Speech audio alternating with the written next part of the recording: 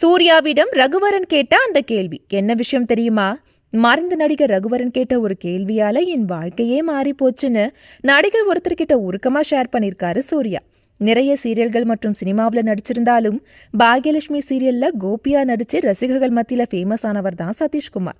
அவர் வெளியிட்ட ஒரு வீடியோவில் எனக்கு ஒரு விஷயம் ஞாபகம் வருது.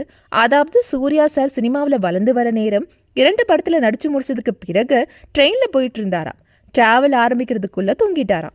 அப்ப அந்த ட்ரெயின்ல ஏறின நடிகர் ரகுவரன் சூர்யாவை தட்டி எழுப்பிட்டு என்ன தூங்கிட்டு இருக்க, என்ன சாதிச்சுட்ட நீ தூங்குறதுக்குன்னு சூர்யாவை கேள்வி கேட்டாராம்.